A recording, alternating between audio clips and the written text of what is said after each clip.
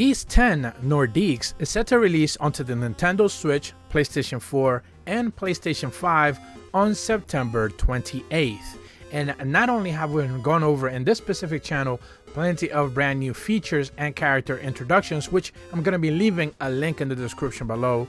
Today I actually want to go over specifically the brand new changes to the combat engagements, and more specifically the bunch of brand new actions that are being introduced for each one of the characters. As a staple of the franchise, they evolve from one game to the other, and one of the things you're going to notice is that combat has been getting a lot of love this time around.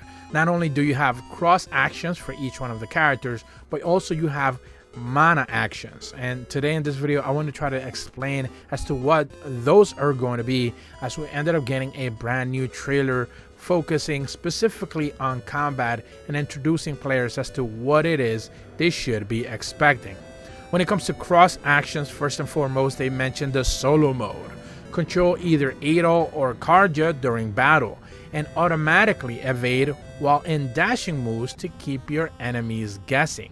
So pretty much what that means is that as you're making your way through an enemy and you're trying to get closer to them, not only can you avoid traps or enemy attacks from a distance, you'll simply just be able to dash your way out of one attack into the other. When it comes to the dual mode, they mentioned that as you control both Adol and Karja at the same time, you'll be using a guard and revenge to gain the upper hand in battle. So it's pretty much a counter attack.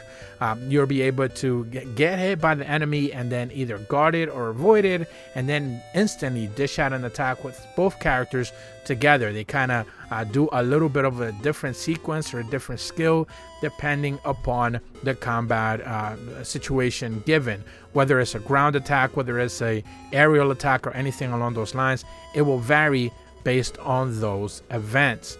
Next, we're going to be talking about mana actions, and this is something that a lot of players have been used to from previous games in the past. They are both flashy and relatively high skilled, so it's something that a lot of players should be able to have a lot of fun with, where essentially a lot of highlight moments will end up happening.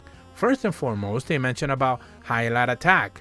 They occur automatically as you evade or use your guard against specific enemy attacks, and you'll be able to attack with a flashy effect. So where the previous one, the solo attacks were a little bit of a dodge or a parry, or even the solo dual mode attacks were a little bit of a parry and avoidance, this time around you can pretty much just use a flashy ability with both characters together and be able to do massive damage. Not only that, but of course they look pretty cool to begin with.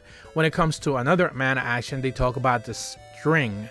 Swing on mana strings to reach faraway places, where you can also move objects and flip switches in different dungeons. So not only do we get to see your character moving from one platform to the other, as they are kind of like, if you have been playing Monster Hunter, silk binding or wire bugging from one place to the other, you also get to see them kind of like use this a little bit of a string attack to kind of like go into places that are completely out of reach for them, to move a lever, to flip a switch, and be able to make their way into hard to reach areas.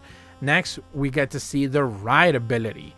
Glide across the ground on your gimbal board, cross perilous terrains at accelerating speeds. So not only do you get to use it pretty much over water, so you don't have to necessarily walk, or out of reach areas, specifically through the ground, whether it is maybe a mud or a poison ground, or maybe a lake or something along those lines. You can also do those in pre-selected areas that are glowing, specifically with an arc, a blue arc covering across it. So you can pretty much ride across any segmented area and be able to reach maybe a different platform across one side of the map from one to the other, or specifically maybe from one ledge to the next. Next, we get to see the mana action called Burst. Charge and release bursts of mana energy. Switch between flame and ice attacks depending on the target. And we get to see Adol here, specifically on the first one. There are some branches sitting there kind of like in the way, and you are pretty much able to burn them into a crisp. because they're basically kind of obstructing a door or something along those lines. Then you get to see that they use the ice attack to not only put in ice on the ground, but also elevate it as a platform. So if maybe you're in a little bit of an out of reach area where none of the other abilities are an option, you can raise your standing from the ground a little bit up and be able to put a nice platform into the ground and pretty much raise yourself upward a little bit. Now, of course, those are not the only mana attacks or cross-action attacks you're going to have available in the game, some of which we have known already, like the aforementioned parries, like the aforementioned combos that you're going to be able to have, the dodging abilities. All of those things are still going to be already available there. One question that I have seen a lot of people wonder is if you actually have automatic evades. That is something that they haven't necessarily broken down as of yet. At the end of the day, though, if you haven't been playing the Ys series, you know these games are iterative. They are improving from one to the other, and one of the things that you shouldn't expect them to do is keep something that maybe players didn't have a lot of fun with in a previous entry, and they will try to evolve it heading into the next one. So at the end of the day, we're still going to have to wait and see once the game fully launches on September 28th for PlayStation 4, PlayStation 5, and the Nintendo Switch. Many of those, kind of like detailed questions that a lot of people have been wondering. Clouded Leopard, the developers, in a collaboration with Falcom, have been doing a pretty good job in recent entries, kind of like involving and improving the games from one to the next. So, at the end of the day, it's just one of those things we're going to have to wait and see. For me personally, I have already played both the last two entries, I believe, on the Nintendo Switch, and many of the previous ones I was able to play them on PlayStation consoles where they originally used to appear most of the time. So since they have made their way into the Nintendo Switch, I believe since 7, I want to say, it's been one of those where I'm trying to do my best at the very least play them on the Nintendo Switch.